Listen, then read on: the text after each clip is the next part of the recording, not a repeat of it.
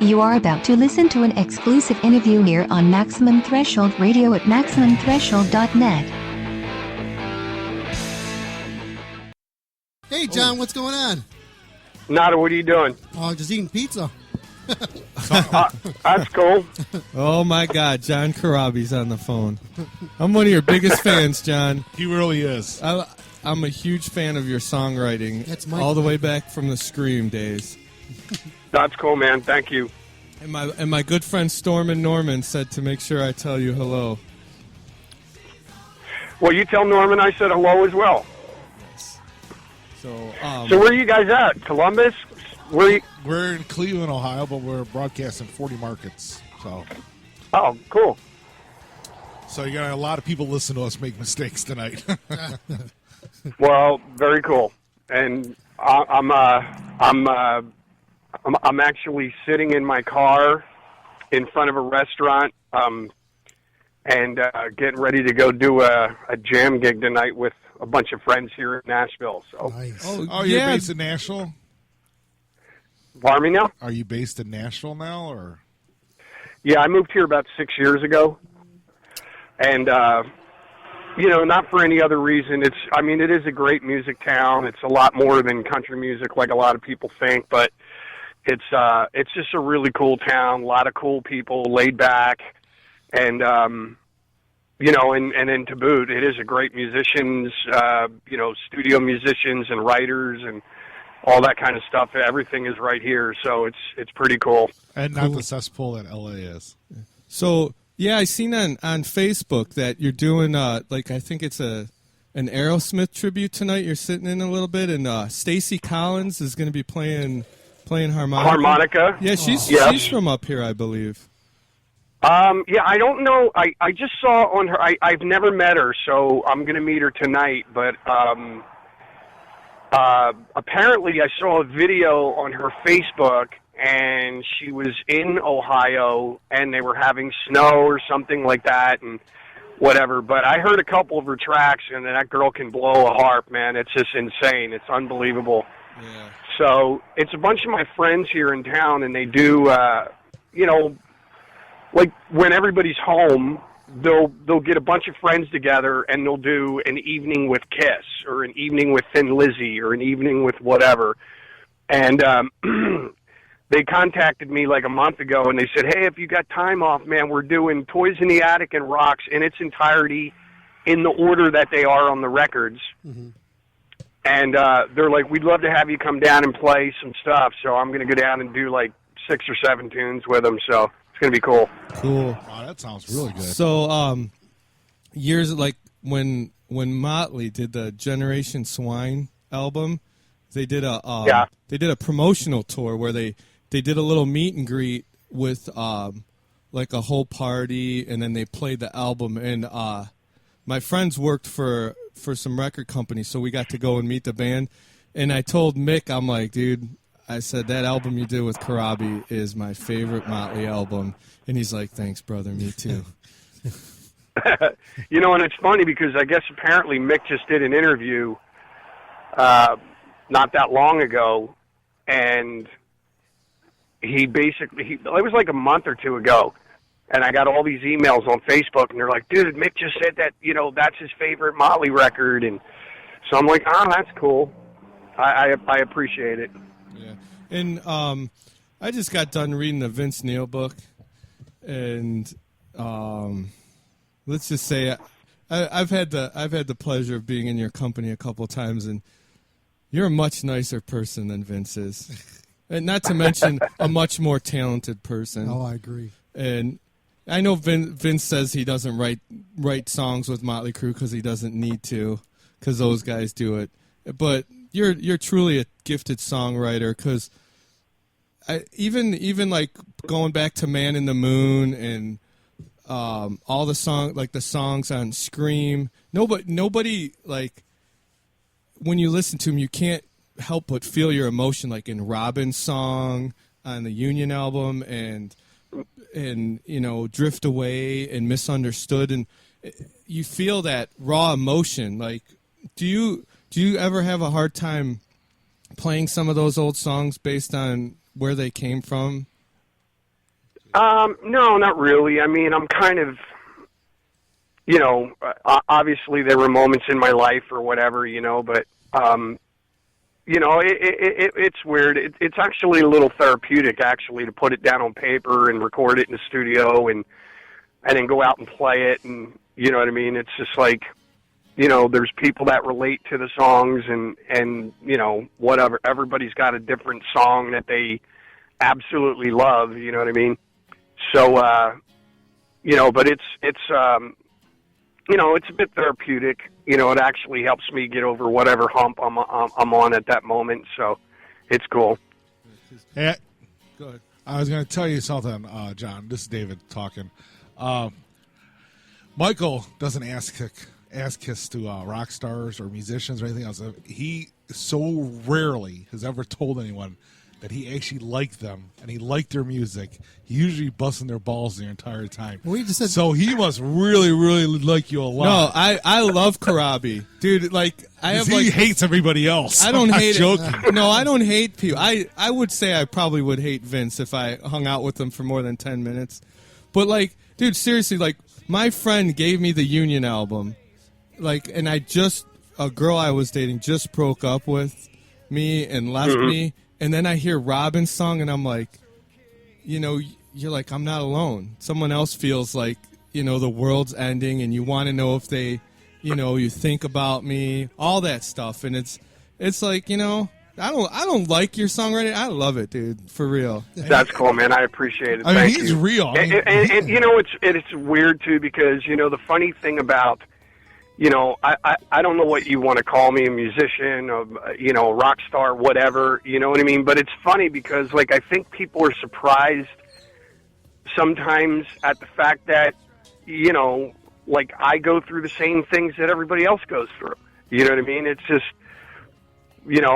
I've got kids, I've got, exes, girlfriends, like ex-wives, like the whole bit, you know what I mean? And I just happen to be able, I guess kind of blessed to be able to put it down on a piece of paper with some music and be, for myself, it's a bit therapeutic, but, it's, every now and then there'll be a song or two that somebody goes, oh my God, like that song, like totally, I get that song.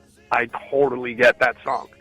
And, so it's cool. Like I'm blessed, but it's funny. I look at people sometimes and they go, God, man, I can't really believe, like, you kind of went through that thing, too. And I'm like, yeah, I'm human, you know what I mean? And it's weird. Like, when you're going through a breakup or when a chick, like, bails on you or, like, leaves you, you're just like, ugh, God, it's like the end of the world, you know what I mean? Like, ugh, I didn't see that one coming. Yeah. And, but it's cool for me because I just get to write it down, put music to it, and talk about it, and I get it off my chest, you know what I mean? Yeah, because... Like I heard the story behind Robin's song. I don't really want to ask it on the air, but it's like you said, it's an emotion that a lot of people think. And you know what? If in a fair and just world, you would be a rock superstar. Like a lot of people who, like, for example, Storm and Norman. He's a huge fan of yours. One day I turned him on to Union.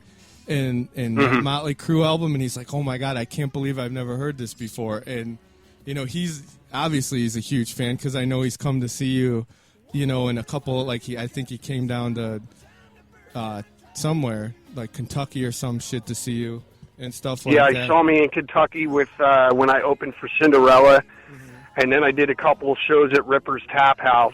Yeah, and he came down to those as well. He's a great guy. I like Norman a lot. He's cool. Yeah, we left. We were in Akron seeing more. We had tickets for Morris Day and the motherfucking time, and you were playing the same night. So we boot scooted out like we were waiting up at the end of the venue for them to end so we could hurry up and get over. So we got to catch the last half of the Corabi set because I figure that's cool, man. Morris Day and the time they ain't coming ever again. I figure I could just go I could come see you. Now that I know you're in Nashville, I'll just find out you're playing there and come down. That's funny. That's cool. Well, I like Nashville myself. That's where my honeymoon was. So I spent quite a bit of time down in Nashville. Honestly, it's a great city, man. Like, I came out here a couple times to write with some other people, And I kind of dug it, man, and it was weird. I would fly out to Nashville, and I'd hang out here for like a week and write with some people, and then go back to L.A. and then go do my thing in L.A. And it was weird. I just kind of felt like I mean, LA's a great city, don't get me wrong. You know what I mean? There's a lot of great things about it. But I just was like, I was just over it. I was over the traffic. I was over, just some people, not a lot of people, but some of the people that I was hanging out with, and, the drama that came with it. And I was just like, man, it's just, I need a new start. And I came here, and I just felt, I rented a house, and, I just fell in love with the city, man. It was just awesome. It was just a great move on my part, because, it actually cleared my head to like come out here. And, the last couple of years I was like, I was doing some work with Gibson, doing acoustic shows for Gibson guitars. And then, I kind of decided, like, I left Rat, and then I said, you know what, I'm going to put a band together. I'm going to go out and do something here, so it's been a while coming, but I did the acoustic record. Now I'm working on some new material for an electric record, and it'll be cool. We'll see what happens. But I love this city. It's great. It's really cool. There was a special on TV about Nashville. They said, if you're an up-and-coming musician, you have a better chance of getting a record deal by hanging out in the Starbucks in Nashville than to submitting your stuff over to any place in L.A. Well, it's weird, but I think, if there was a point where New York was the hotbed, and it was like Bon Jovi and TNT and Twisted Sister and all those bands get signed. Then it was in Philadelphia for a little while. Then it was, it was L.A. and then it was Seattle and then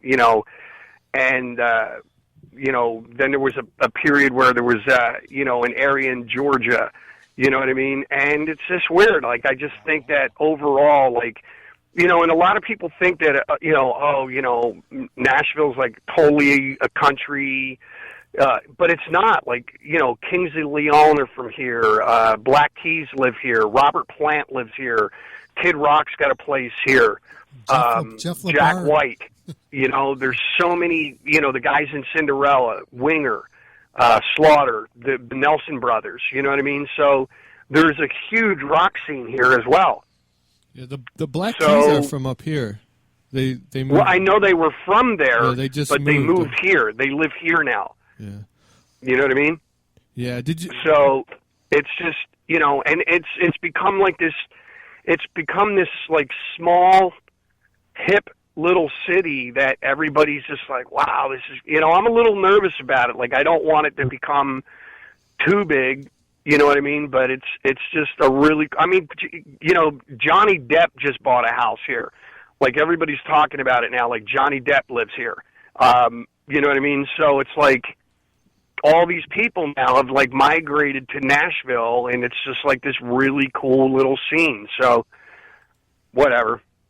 Yeah. It's all good. Did you really move away from LA because you, like, no matter where I know LA's a big place, but no matter how far away you got from Tommy Lee, his dong was still like only inches away from you?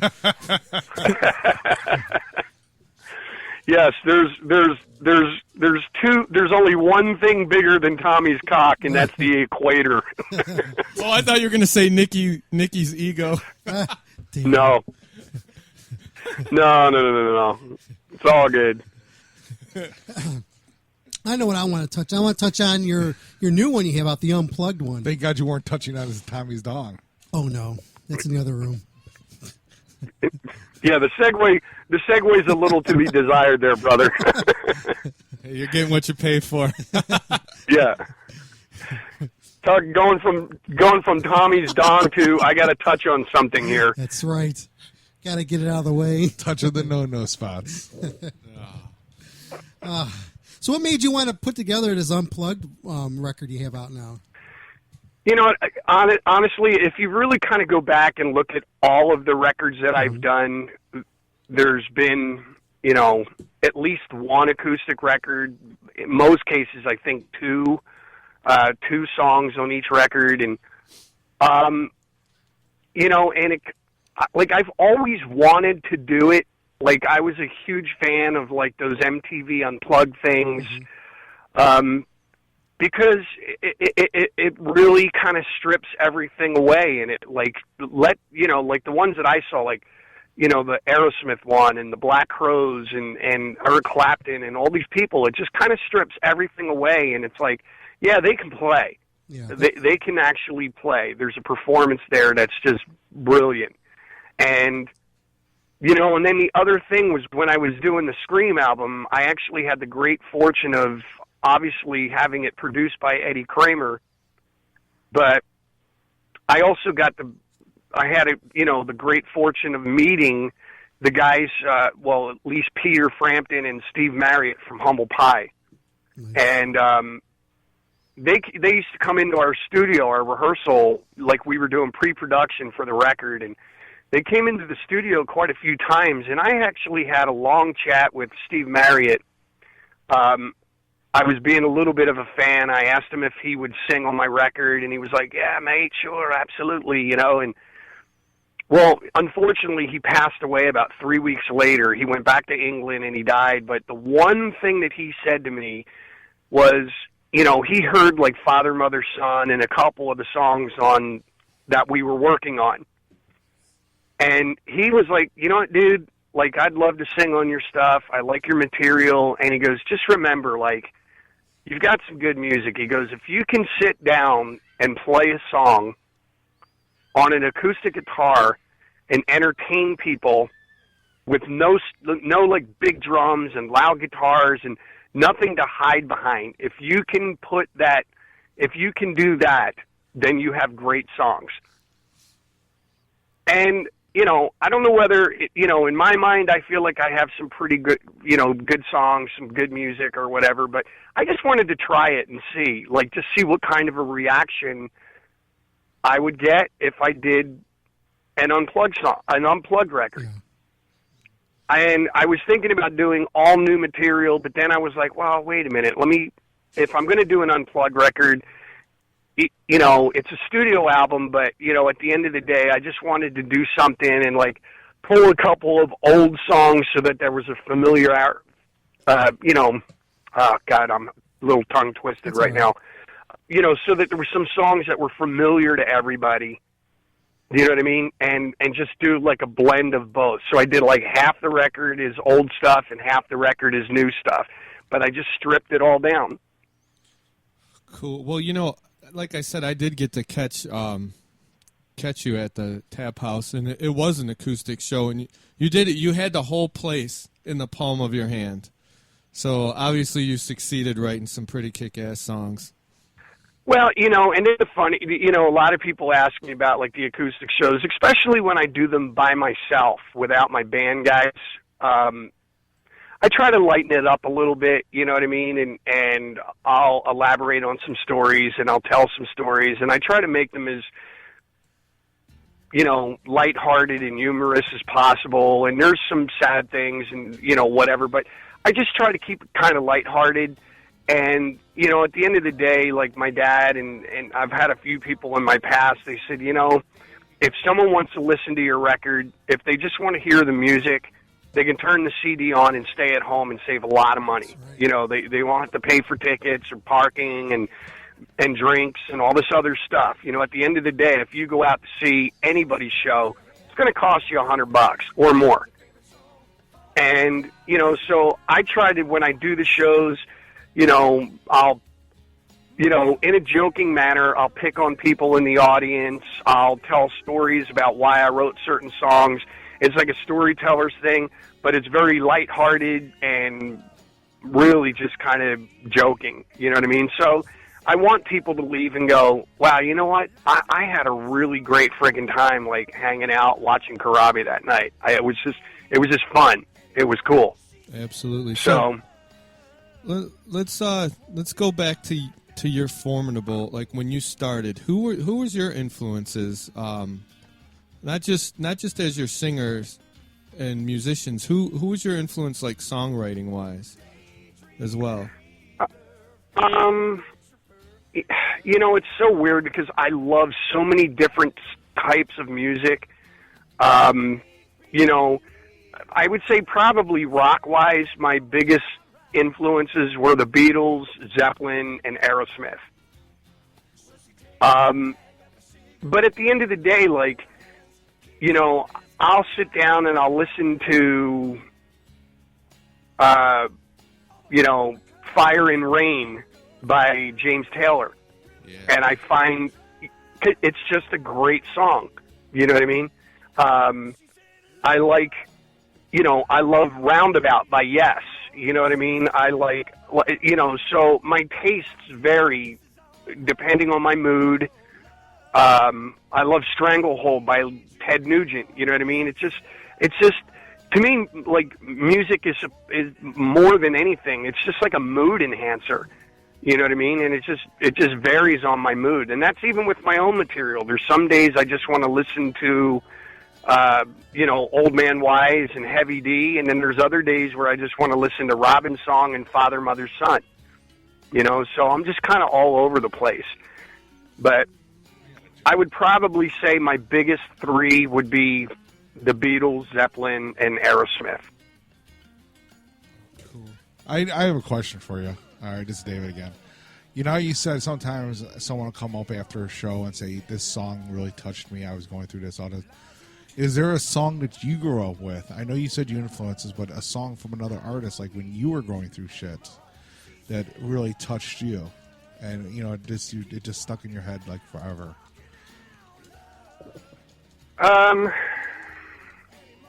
Yeah, I mean, you know, it's weird. My mom passed away in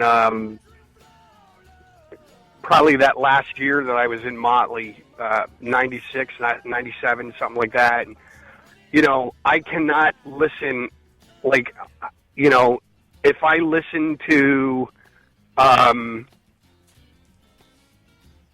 I can't remember. It's called Every Night by Paul McCartney. It's on McCartney's first solo record. And every time I hear that, I think of my mother. You know what I mean? When I was going through, you know, even with me, like when I hear Robin's song, it totally takes me back to that moment or that time when I was going through all that stuff with Motley and with, you know, whatever. So yeah, there's plenty of songs. I mean, I can't think of anything off the top of my head right now, you know, but like I mean, I remember too, like, you know, more than anything, that song So This Is Christmas, that John Lennon song. Every time I hear that song, it takes me immediately back to the night that they announced that he had been shot.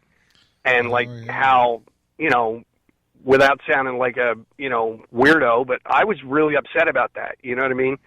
And it just totally takes me back to that song. For some reason, takes me to that night, sitting in Philadelphia, watching the TV, and having them break in at like 9 or 10 o'clock at night saying John Lennon's just been shot and killed. And I was like, wow. And it's weird every time. Yeah. So. Well, definitely, you're not weird for that, because I mean, what was some of the vigils? There was like what, 50,000 people vigils back then. I remember on the news. So. No, and I know, and you know, and one of the other things too, it's weird. A lot of people don't realize it, but they had it was synchronized all over the world. But I think they had like a 1-minute moment of silence on every radio station on Earth. Like 3 or 4 days after that happened. They won't do that now with the way revenues are with radio shows. They wouldn't do that now. Everybody's too cheap. Yeah. Hey, you know what? But I just thought it was huge, so. Give you an FYI. The only time I ever had Motley Crue tickets was when you were with them and I was supposed to see you play, but then my ride bailed on me, so I still have the tickets. Are you trying to get your money back from John? No, I'm not trying to get my money back from John.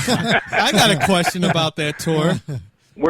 You're talking to the wrong crew, boy. If you want your money back, you need to talk to Nicky, Tommy, or Mick. Yeah, you ain't getting shit from Nicky.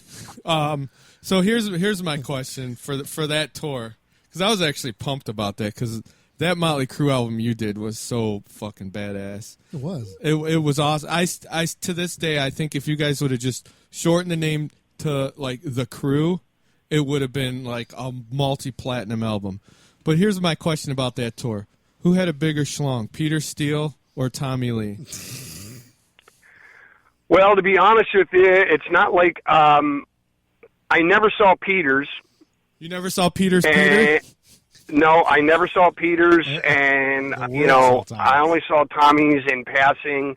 It was a little difficult because, the special harness that they had to have on the back of the semi that actually carried Tommy, and then his cock went into the whole rest of the truck.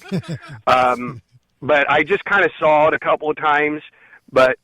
and you're kind of freaking me out. We're talking about dicks a little bit too much here. Who's a bigger dick, the one in Tommy's pants or Vince Neil? Oh, please. Come on, you could tell us. Even Tommy's not that big. Actually, no, I'm not saying a word. I'm done now. I'm done. Just a little 2 cents about that is I watched a video, the Pam and Tommy video, man. And I felt perverted because I'm like, man, I'm watching someone's home movies. This is wrong. No. You don't think they wanted it out there? Come on.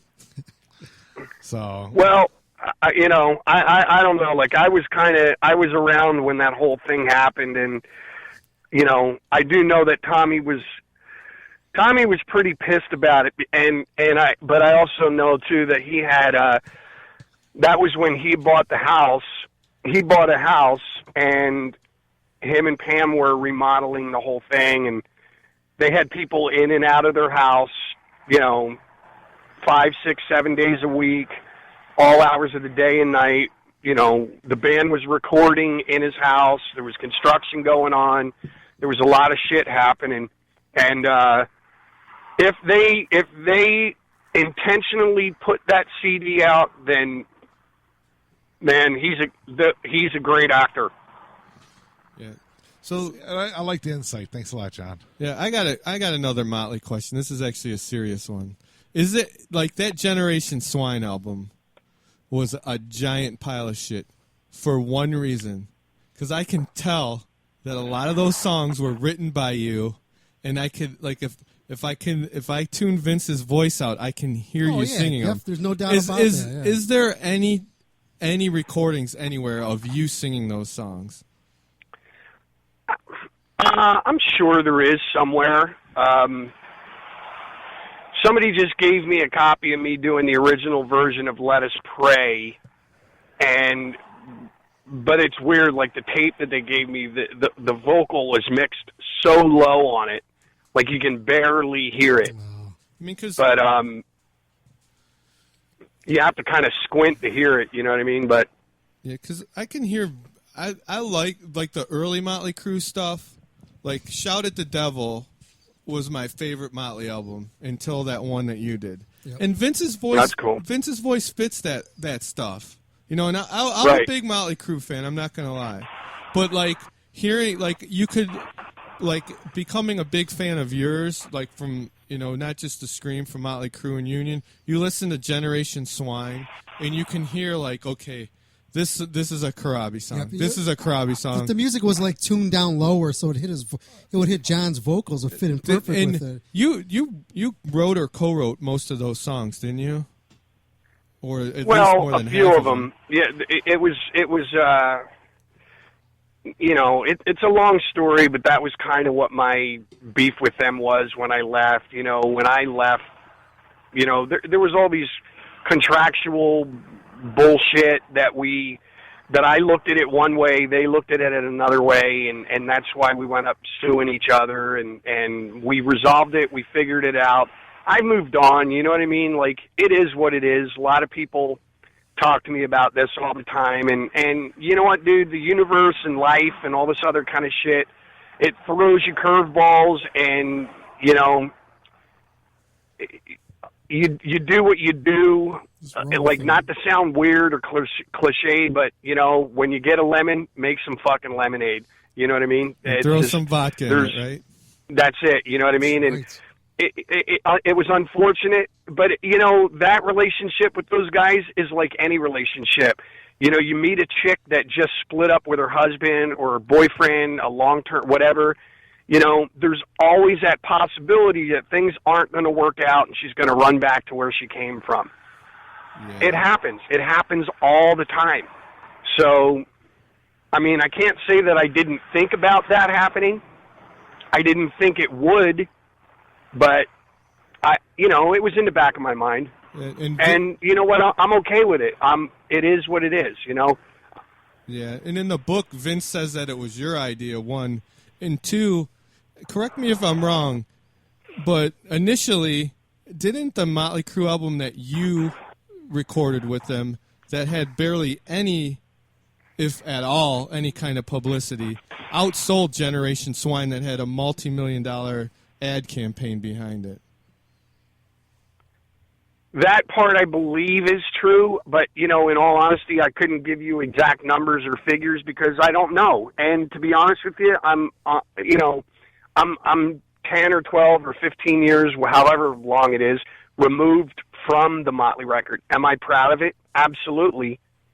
But at the end of the day, man, I can't, like, I don't sit here and you know, kind of rethink and overthink, you know, like what happened or what went wrong or what, you know, whatever. You know, and the bottom line of it is, you know, yeah, you know what? I did say to the guys, you know, you should get Vince back. But it was only because their managers every frickin' day was talking to me on the thing. They're like, well, you know, Vince does this when he's on stage, and Vince does that, and you know, Vince handles the crowd like this, and Vince handles the crowd like that, and I'm like, look. And Vince skips every third word? Or only sings every third word? No, but you know, when I was talking when I was talking to them, I got this browbeating from the managers for a frickin' year. That last year I was in the band, and I went back to the guys and I said, look, you know, I'm happy where I'm at, but at the end of the day, you know, your manager's trying to get me to cut my hair, dye it blonde. He's trying to get me to do this. He's trying to get me to run around on stage like that and say this to the audience and all that other stuff. And I just kind of sat there and went, you know what? You're making me feel like I'm not the right guy for the band. Like, if that's what you guys want, then go get it. If that's not what you want, then let's just all shut up and move forward. You know what I mean? And it was an anger thing that I said to them when I said it. And, you know, so it wasn't, you know, Vince is correct, but he's incorrect. I didn't suggest them getting Vince back. I said it out of anger because I was sick and tired of everybody telling me to act more like Vince on stage or act more like this, or, you know, it was getting weird, but it was coming from the management. So I just thought that maybe the band was talking to the management and telling me what they wanted me to do. You know what I mean? And I'm just like, you know, even at one point, I believe Steve Vai kind of stuck up for me. And we did a show in L.A., and, you know, somebody made a comment like, oh, he doesn't move around on stage like Vince does. And Steve Vai was just like, well, you know, listen, you know, the guy's playing fucking guitar on everything. Mm-hmm. And at one point, like when we did Power to the Music, I played guitar, got up to the harmonica solo, shut my guitar off, played the harmonica, put the harmonica back, turned my guitar back on, and finished the song. Steve's like, he's tied to the guitar. Like, he's not gonna move like Vince. So, you know, that comment that I made, you know, just clearing that up, it was just basically, it was made in anger. And, you know, on my part, you know, it's like, again, it's like anything, you know, if you get into a relationship and she keeps comparing you to the ex-boyfriend, you're going to get tired of it eventually, and you're going to say, you know what, fuck off. If you want the ex-boyfriend, go get him. If whatever, then go get him. And that's basically what I did. Yeah, isn't it odd that didn't for a while I think Vince had the bass player or the drummer from Union in his solo band. I can't remember which guy he had, but he had one of those guys. He had both of them. Oh, he had both of them. Yeah, he had the drummer and the bass player. That was a good band. I was hoping for a third album from you guys. Well, you know what? We never really split up. We just kind of did other things to just go out and make a living because, you know, in all actuality, we weren't really getting a lot of support from radio or MTV or anything like that. So we just said, you know what? Like, you know, and unfortunately, that's how you make your money, man. You get on the radio, you sell records, you know, people hear your song, then they want to come and see you live, and we just weren't getting any support from anybody. So Bruce Kulick got offered the Grand Funk gig. I got offered the gig with Rat. And oddly enough, then Jamie and Brent first, the drummer, he got offered the Vince Neil gig, and then he called Jamie, and he pulled Jamie into that as well. So, but you know what? Union was a talented band. We never really split up. We've talked about possibly doing, you know, I don't know if we do a record or not, but we've all talked about maybe doing some shows or a run in America. You know, do like a couple of weeks or a month or something like that when everybody's got some time off. But we're all so busy. Bruce is still doing Grand Funk in a solo career. Brent's now playing with Slash. He plays drums with Slash. Jamie just got back from Japan. He just played with he just did a run in Japan with Roger Daltrey doing the Tommy album in its entirety. And then I've got the solo record, and I've got a ton of stuff that I do as well. So, you know, we'll see what happens. I don't know. I'm not saying no. I'm not saying yes. I'm just saying you never know. Uh-huh. Well, I do have one question for you. You've had a couple of them tonight. Well, no, it was a good one because we talked about the past. I want to talk about the current. Are you happy, John? Okay. Are you happy? You seem happy. Oh, yeah, absolutely. You know what, dude? It's all about, like, you know, yeah, I mean, I'd like to get out there and I'd like to play a lot more with my band and jump on some, you know, tours or whatever. Right now, the record just came out. It's been out maybe a month and a half. So it's doing well. Can it do better? Absolutely. You know, but it's just that thing, you know, all the stars have to line up the proper way and all that other kind of stuff. I can't force a square peg through a round hole. All I can do is do music and do records and hope that somebody catches on to it and, you know, it takes off. But right now, I've got a bunch of stuff lined up, you know, with solo shows by myself, shows with my band. I'm doing other stuff. I'm doing a 2-week tour in Russia with a bunch of friends.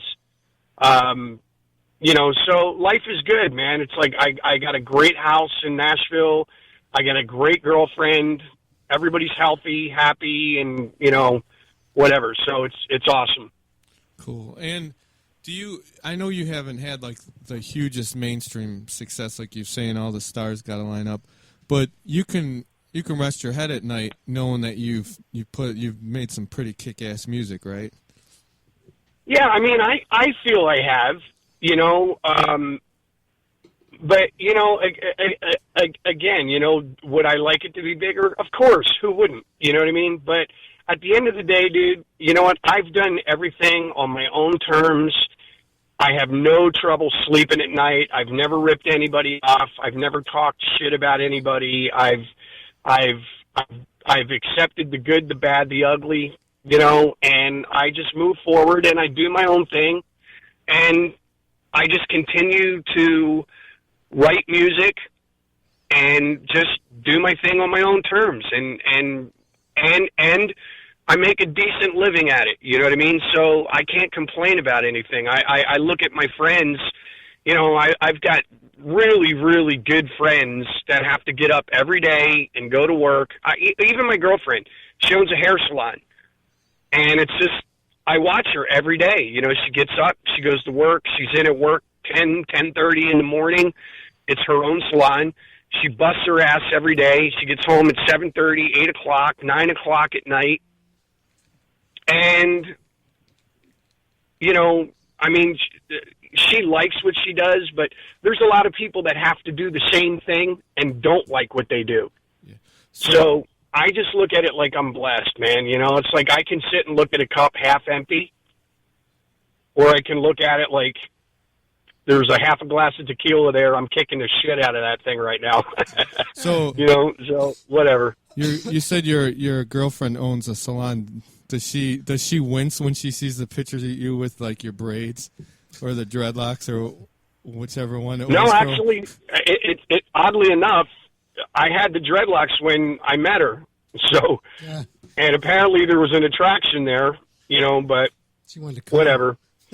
I get bored easily, dude. I've got long hair now. I could wake up tomorrow and brush my teeth and look in the mirror, and that's probably one of the other reasons why I'm not as popular as whatever. But it's funny. Like everybody that sees me goes, dude, every time I see you, you look different, you know. So, but I you know, it's like whatever, man. I get up some days and I go, fuck it, I'm cutting my hair off today. And I'll cut it off, and then I'll go, well, I'm going to grow it out. Then I want dreadlocks. No. Then I want it straight. So I have a bit of ADD, I guess. I don't know. You mean your hair has ADD, not you? It's OCD. Well, my hair's connected to the ADD. Let's just put it that way. As long as you don't have OPP. Hey, you John, don't want that woman kicking you out. Where can people find your stuff online? They can find the record at Rat Pack. I think it's ratpackrecords.com.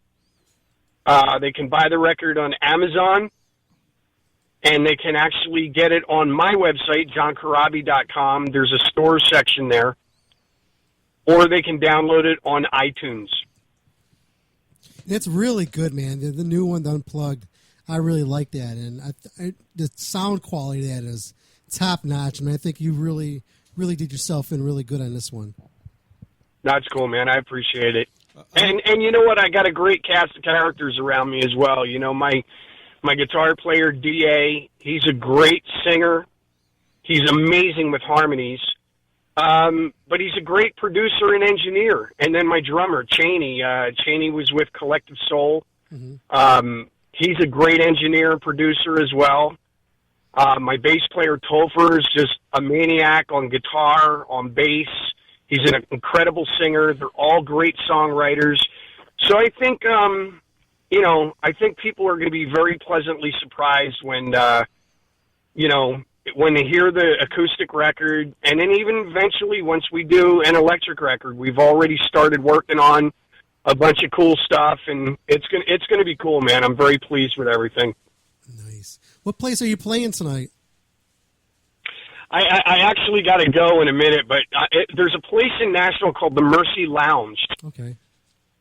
And it's, like I said earlier, it's just a bunch of these touring friends of mine. They're all studio cats and touring musicians. And they just do this thing. It's called Metal at the Mercy. And one night they went down and they asked me to come down and do a bunch of Kiss stuff. And I did that. And they're so funny. They get totally into it. Like the Kiss night, they all even wore makeup and stuff like that, just like kidding around. And, but they did like Thin Lizzy one night. Now tonight they're doing Toys in the Attic and Rocks. In the order, you know, like the first song will be Toys in the Attic, and then whatever the second song is, and then Adam's Apple, and so on and so forth. And then they'll take a little break, and then they'll come out and do Rocks. You know, Back in the Saddle, Last Child, Rats in the Cellar, like the whole bit. So. Cool. So I didn't get to listen to the acoustic album yet. I got it right here. Is there any chance that Baby Kills is on it?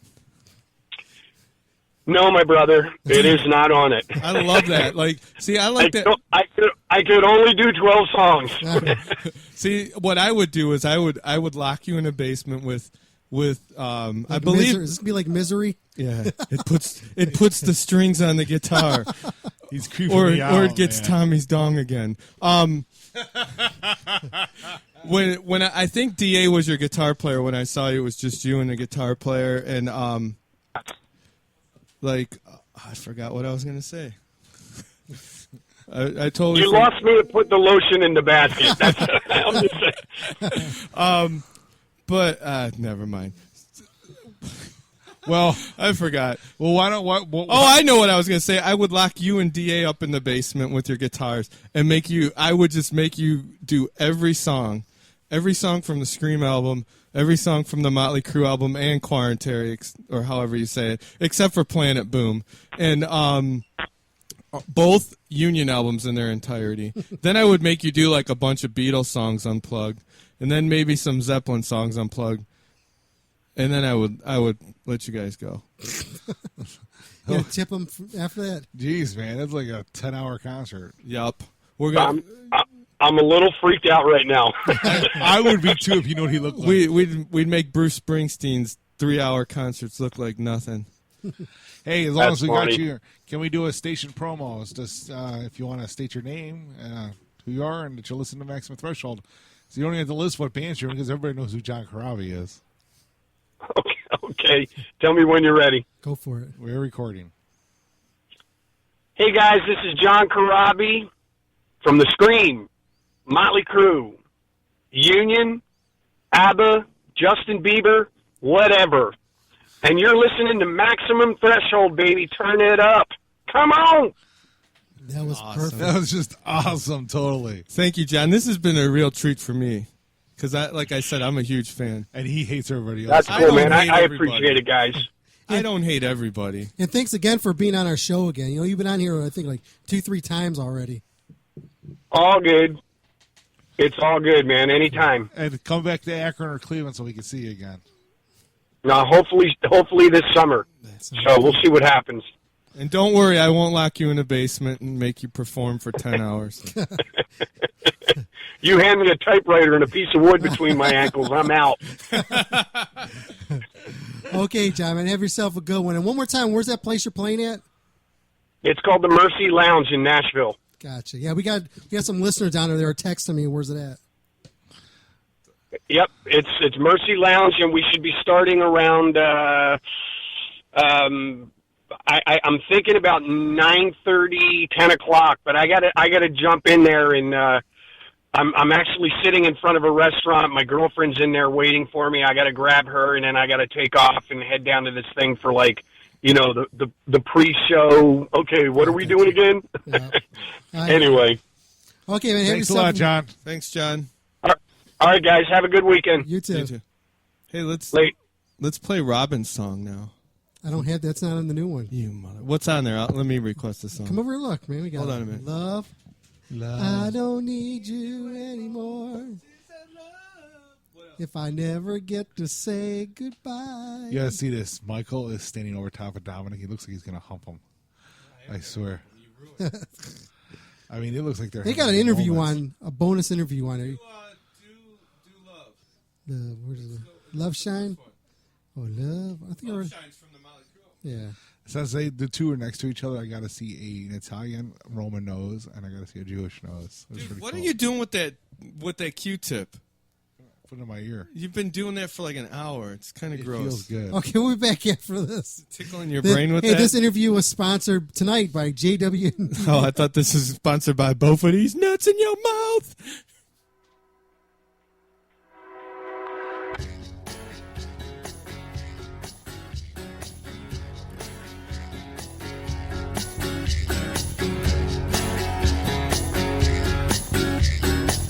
That's right.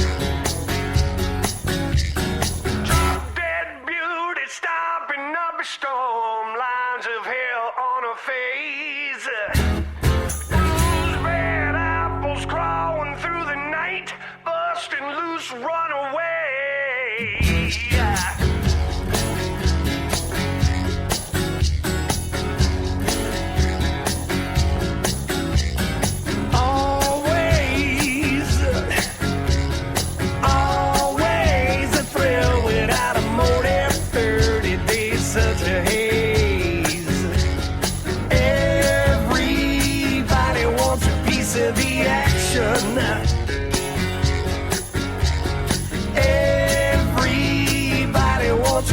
of the pie. Can't have mine. I'm on a holiday. Hooligans holiday. I'm on a holiday. Hooligan, yeah. I gotta get away. Hooligans holiday, yeah, yeah. I'm on a holiday. Hooligan, that's right.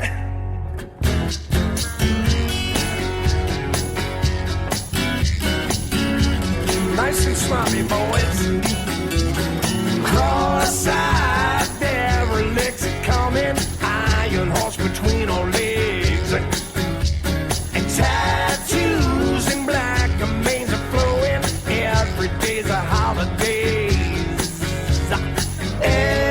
Everybody wants a piece of the action. No way. Everybody wants a piece of the pie. I'm on a holiday. Hooligans holiday. I'm on a holiday. Hooligan, yeah. I gotta get away. Hooligans holiday, yeah, yeah. I'm on a holiday. Hooligan. Oh, play it, boy. That's right.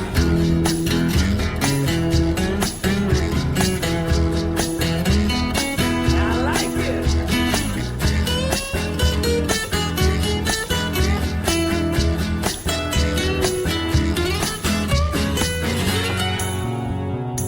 Bring it down.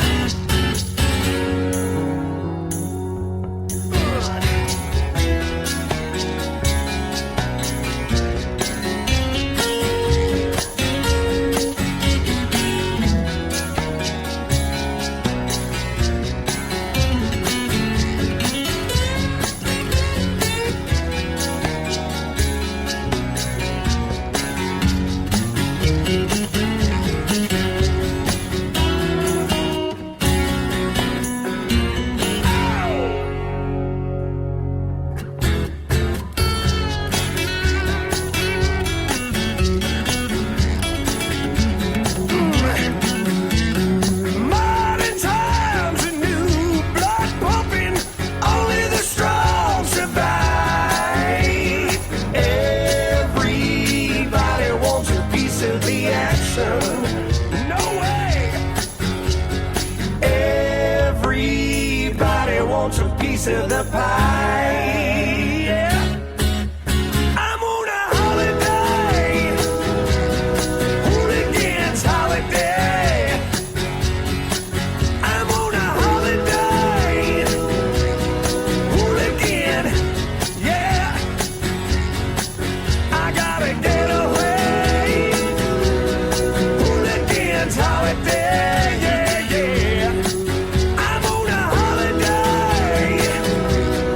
Hooligan, my, my, my, my, my. Here we go.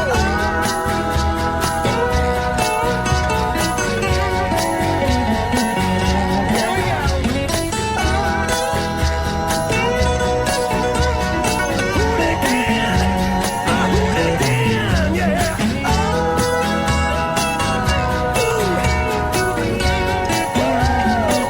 Come on now.